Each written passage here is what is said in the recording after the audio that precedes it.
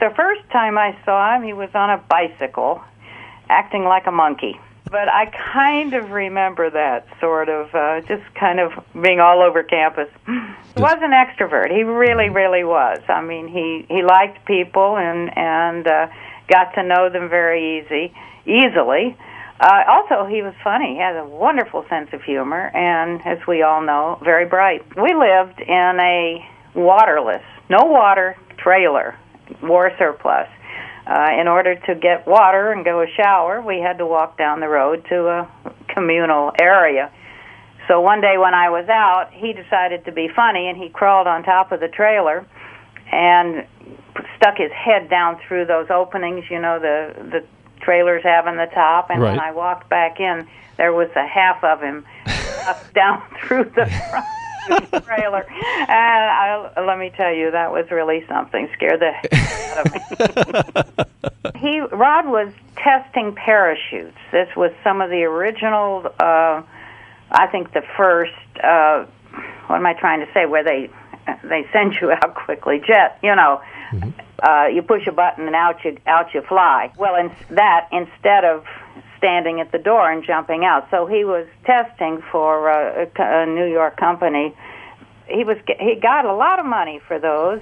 I think maybe $500 for a test because they were dangerous. He was working in New York City as an Antioch student at one of the PBS radio stations, but not being paid. So he was doing these jumps on the side.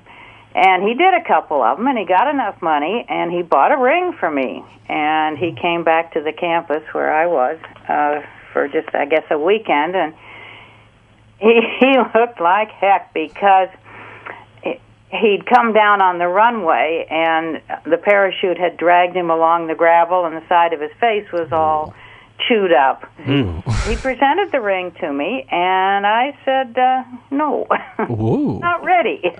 I was just 18. I thought, okay, we're going to wait a little while. Needless to say, it's the end of the story. Sure, I accepted it eventually. He got up quite early in the morning, and he would write for 3 or 4 or 5 hours. In the Twilight Zone years, very often he would go over then to MGM and get involved in some of the production, or at least watch the show, or if there was a rewrite needed or something like that. I think that his mind was always working, whether he was sitting, at the dictabelt or at the typewriter. He was always thinking about it. Certainly at night, I know too.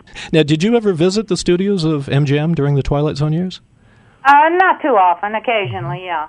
I thought it would be kind of neat. We had 2 little girls who were, 6 and 8 or something like that, 9 and I thought, well, maybe he would take them to over to the studio and stick them on the stage, and they could see what Daddy does. But he had very strong feelings about nepotism and so on and so forth. He wouldn't let them be in the show. He wouldn't take them over there, so they never really got that vision of the business, which perhaps was okay.